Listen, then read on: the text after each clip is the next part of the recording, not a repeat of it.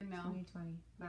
Well, I'm going to have my first high school graduate in 2020. That's exciting. That is very exciting. Really exciting. And you're going to have one too. But I'm going to have first one. It will be my 6th. Wow. It will be my next to last one to graduate. Wow. So, yeah, that's bittersweet. That's bittersweet. So let's talk about how to get this year rolling. Okay. First of all, affidavits. You can file them at any time now if you have not done that. I always just file mine when I hand in everything from the previous year. I do too. Just one trip. Yes, one trip to the school and districts. that's But it. you can hand them in any time if you haven't. Now's the time. Yeah, especially if you're just getting started, if you are newbies to the reporting thing. Anytime. So the school year officially started July 1st and it ends July 30th, which means you would have had to have last year's evaluations in by the end of last week. So hopefully you did that, and if you didn't, I guess you better get on it. See if you can get an extension. I don't know how that works yet. So, but now you can start counting for the 1920 school year. Everything you do. Yeah. So remember, an affidavit just lists your kids that you will be homeschooling, where you will physically be doing school, and states the fact that you will cover what the law entails. A great affidavit that you can print out and use is right on chaponline.com/resources. And so there's more details also about affidavits in our episode 4. So if you go to our Facebook page, hit videos, scroll back through the videos, find Chattin with CHAP episode 4, we talk all about affidavits. It's all there. Yeah, it's there. So make sure you have that affidavit notarized before you hand it in. So, and there's so many other places that you can do this. The bank, your state representative will do it for free. Sometimes there's someone at the school. I think I just learned maybe there's someone at ours, but I've never used that before. A friend, the bank. What did I said this already. And like downtown, you can always pay $5. I've done that before. My husband's a notary.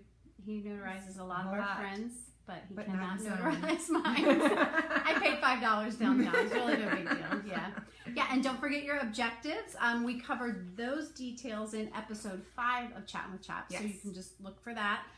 But there's sample objectives also at chaponline.com/resources. It's all there. So we will post those links to the affidavit and the objectives once the video is over. But I actually did that for the first time this year. I actually used the sample objectives that CHAP has, and I was like, wow, this is so easy. I made it so much harder on myself before. All you have to do is click on that.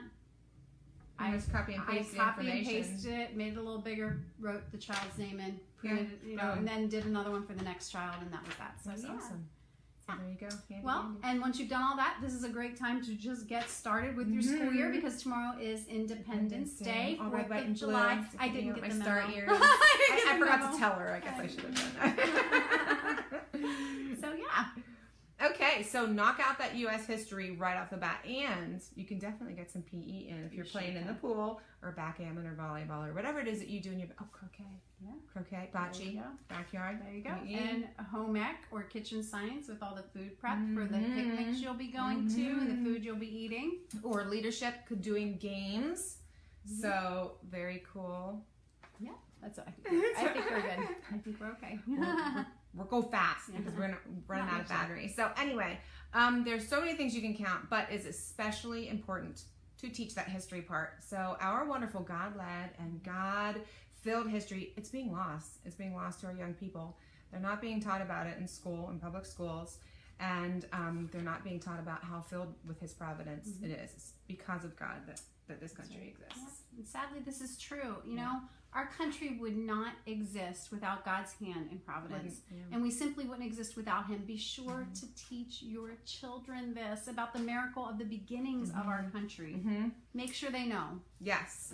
And to go with that, you can include some music. There's some really great old American songs, folk songs and stuff like that. And they talk all about that too, about God's hand and how we were brought about. So some examples that my family knows personally, but we're like crazy singing people.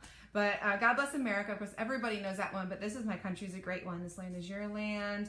My Country 'Tis of Thee, America the Beautiful, Home on the Range, if you like your old Western style out there. So there's lots of good stuff, and the lyrics are, America the Beautiful makes you want to cry every time you see it. It's wonderful. Yeah. So enjoy your Independence Day celebrations. Include some prayer and thanksgivings to God for our amazing country. And you know what? At the end of the day, you can say to your kids, let's check off day 1 of 180. And you know what? It doesn't hurt to pray for the people of our country, that they would have a renewed love for Jesus. And because, man, we could really use it. That's right. That's right. So, God bless you. Have a beautiful 4th of July and enjoy the beginning of your school year. Yeah. Yeah. Thanks for joining us. This has That's it. been Chattin' with Chap. We'll see you next week. Bye.